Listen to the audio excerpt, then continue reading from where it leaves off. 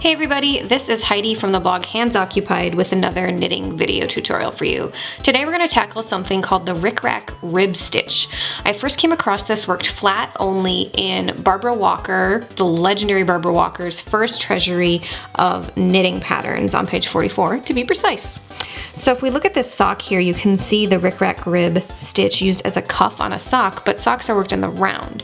And when I learned how to work the Rickrack stitch in the round, I found that it was a little fiddly, so a video tutorial seemed like the perfect addition to the internet, so let's get started. You're going to need to cast on a multiple of 3 stitches. So on here I've cast on 24 stitches for demonstration's sake on some double pointed needles, but this can certainly be knit magic loop or on circulars depending on your stitch count and your preferred method of knitting. So right here you can see on a little bit of a bigger stitch the zigzag of this Rickrack rib. It's really dense, so be really careful when you work with a gauge on this stitch. So right here I've purled the first stitch right here to start my round next to the stitch marker just to lock it in on this needle over here on the right. Now to work what's called a left leaning Rickrack rib stitch, as I've nicknamed it, which is the loop of yarn that leans to the left here and here, you're going to begin by skipping the first stitch entirely but leaving it on the needle, knitting into the back loop, also known as TBL, knit into the back loop of that second stitch, and then bring your yarn around to the front of your needle and knit into the first loop before sweeping the 2 loops off together. And you'll know you did your stitch right when it looks like this. So it's a little loop teardrop of yarn leaning left, which it's supposed to. Then we're going to purl 1, and I'll show you how to do that one more time. So we come to our next Rickrack bump. And we want to do a left leaning Rickrack stitch because we've just got a right leaning one below it.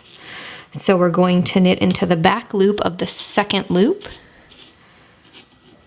knit normally into the first without sweeping anything off until now, where we sweep both loops off together almost like one stitch. And there we've got that left leaning stitch. And we'll purl, and I will fast forward to the end of this round so I can show you how to do the right leaning half of this stitch.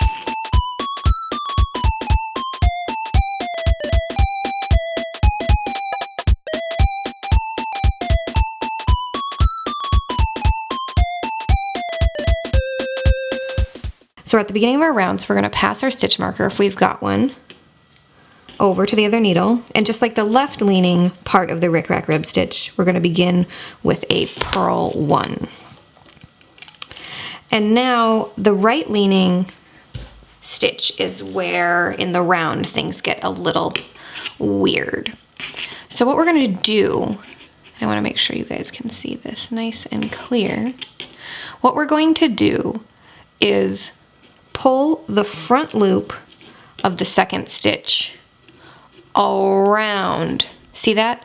I've got this front loop of the second stitch on my left needle, and I'm pulling that around the front of the first. And now I'm going to knit that one, and without sweeping anything off the end, I'm going to knit the first one, just pretending that there's not this whole wraparound situation happening, and then sweep both loops off. So now, isn't that neat? We just did that left leaning one last round, and now we've got this loop of a right leaning stitch this round. Let's take a look at the right leaning stitch one more time. So we're going to purl 1 in between because this is a rib stitch after all. And we're going to pull the front loop of the second loop, the front half of the second loop, around the first.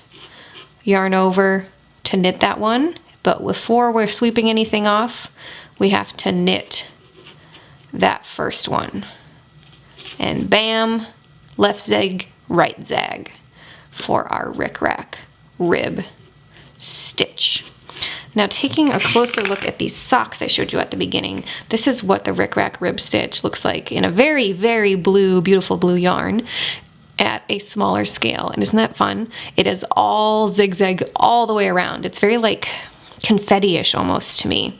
But if you look at the wrong side, you can see that there's not that much special going on with it. So you can get really creative in where you place the Rickrack rib stitch. I think this would make just a gorgeous scarf or cowl, and it could be a really fun sweater cuff just to give it that little extra something special in your knitting. Anyway, if you've got any questions on how to work the Rickrack rib stitch in the round, go ahead and leave a comment and subscribe for even more knitting video tutorials. I can't wait to see you back here again soon. And if you're looking how to knit the Rickrack rib stitch flat instead of in the round, just go ahead and search the Hands Occupied YouTube channel for Rickrack rib stitch.